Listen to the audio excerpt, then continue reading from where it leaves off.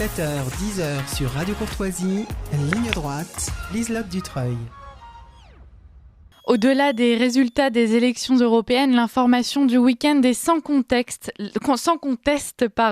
la dissolution de l'Assemblée nationale par le président Emmanuel Macron. Après la cinglante défaite de son parti aux élections européennes, le président a cédé aux exigences du Rassemblement national en prononçant la dissolution de l'Assemblée. La dernière dissolution remonte à 1997 sous le mandat de Jacques Chirac.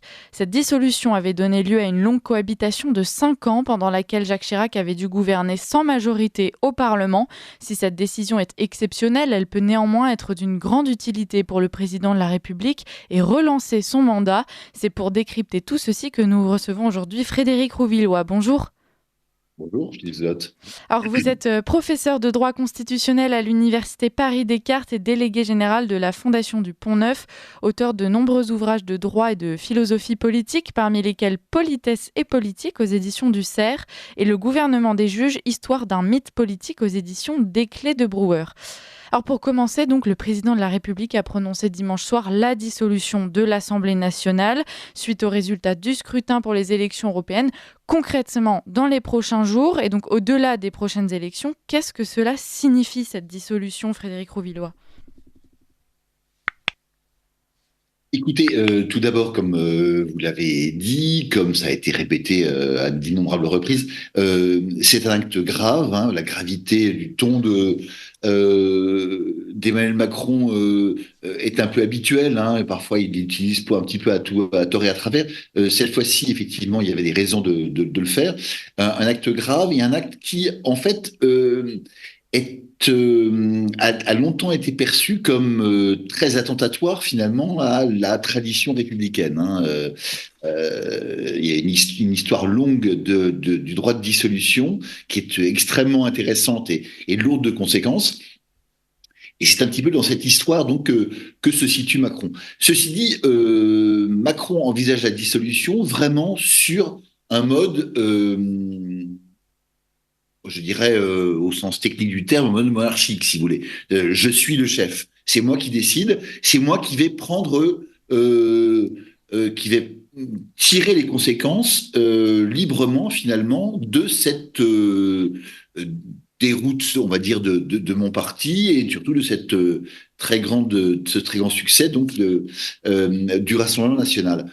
Voilà. Donc il s'impose. À mon sens, avec cette décision donc de dimanche soir, comme à nouveau l'homme fort, incontournable du système politique. Votre chanteur tout à l'heure, effectivement, en riait un petit peu. Votre chroniqueur en riait un petit peu. On ne sait pas où Gabriel Attal est passé. Ce qu'on sait simplement, c'est qu'il a été le plus jeune Premier ministre de la Ve République. Il sera aussi le plus éphémère. L'important dans le système, c'est finalement le président de la République. Et ce point est évidemment très important parce que ça nous éclaire sur la suite. La suite, c'est quoi ? La suite, c'est les élections qui vont avoir lieu donc à la fin du mois et au début juillet, et après la constitution ou la reconstitution d'une majorité ou pas, et au fond une majorité qui, quelle qu'elle soit, laissera à ce président de la République soit les mains libres totalement s'il parvient effectivement à obtenir une majorité Renaissance, une majorité de son parti donc, soit des pouvoirs encore extrêmement importants, que ce soit la gauche qui l'emporte ou que ce soit le Rassemblement national. Et donc, je pense qu'il faut bien se comprendre la chose ici d'emblée, si vous voulez. Au fond, on a dit qu'il ouvrait une porte. Mais il ouvre une porte, pas pour sauter dans le vide, comme le passage d'un avion qui aurait oublié de mettre son parachute, mais comme quelqu'un qui veut faire un peu d'air et qui sait que, au fond, d'abord, les risques pour lui sont limités. toute façon, il ira jusqu'au bout de son mandat en 2027, et que, par ailleurs, il est tout à fait en mesure, quel que soit le résultat des élections législatives euh, dans 20 et dans une vingtaine de jours, tout à fait en mesure donc de conserver le leadership, hein, la domination sur le système qui est véritablement l'élément central et l'ADN de la Ve République. Autrement dit, voilà, euh, quels que soient les auditeurs qui nous écoutent à cette heure matinale, il faut que euh, ceux qui ont peur n'aient pas trop peur, ceux qui ont des espoirs n'aient pas trop d'espoir, parce que ça ne changera pas fondamentalement les choses. Hmm. Alors, s'il garde la main sur un système, est-ce qu'il ne risque pas de perdre pied dans le contrôle qu'il pourrait avoir de la population? On donne dans les derniers sondages environ 300 sièges au Rassemblement national, selon les prévisions. On a déjà de grosses manifestations qui ont eu lieu dans les grandes villes françaises. Est-ce que cette porte ouverte justement à un gouvernement de droite ne pourrait pas provoquer un soulèvement du peuple? Alors, vous notez bien que c'est l'une des hypothèses, hein. Mm. On n'est pas du tout sûr. Au fond, voilà, il Mm. peut très bien y avoir une majorité pour la droite et le Rassemblement national, comme il peut y avoir à nouveau une majorité pour Renaissance, comme il pourrait, pourquoi pas, y avoir une majorité pour ce Front populaire qui s'est constitué hier soir à gauche. Donc, on ne sait pas très bien. Mais si vous voulez, dans l'hypothèse où c'est effectivement la droite qui l'emporterait, pourquoi pas 300 sièges, donc une majorité absolue pour cette droite et éventuellement un siège à Matignon pour Jordan Bardella. Oui, effectivement, le risque, c'est ça. C'est finalement d'avoir dans la rue ou ailleurs des protestations, euh, des manifestations plus ou moins importantes. Mais bon, ça, c'est le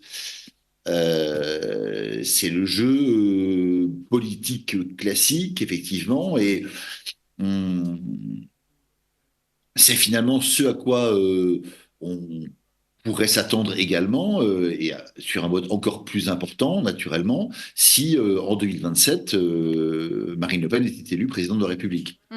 Mais vous avez raison, oui. Une dissolution, effectivement, ça rebat les cartes, ça laisse entrevoir de nouvelles élections, ça laisse entrevoir la possibilité d'une arrivée au pouvoir de la fameuse extrême droite, avec ou sans guillemets.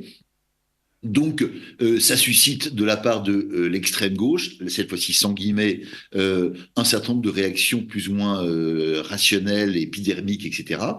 Je vous avoue que hier soir, j'étais tranquillement en train de regarder une série télévisée lorsque j'ai entendu une espèce de bruit absolument terrifiant dans la rue et que j'ai vu une espèce de bande échevelée, mais quand même nombreuse et apparemment très énervée qui défilait dans la rue.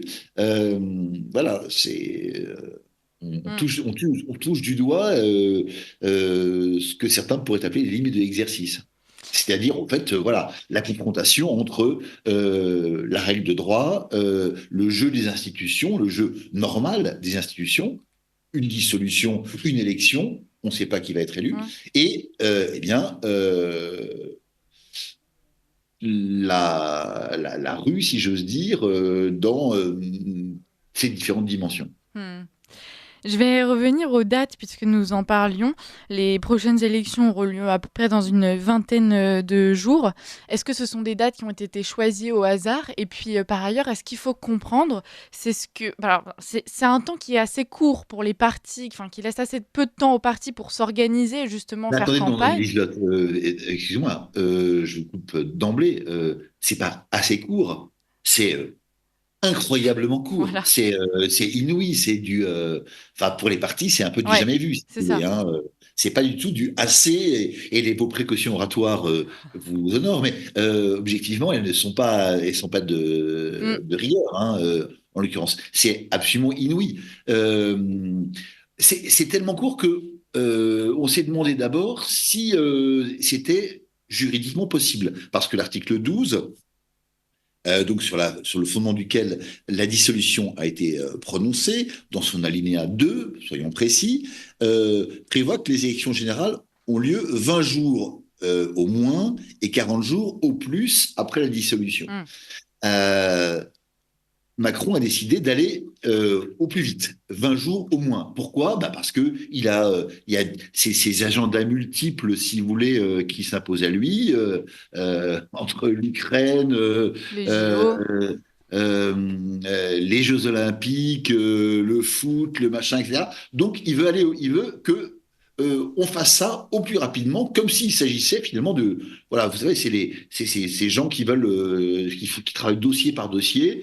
On termine ce dossier-là le plus vite possible. Et c'est au point que les gens se sont dit, c'est pas jouable, parce que la date qu'il annonce, pour donc c'est je crois donc le 30 juin pour Mmh. le premier tour, c'est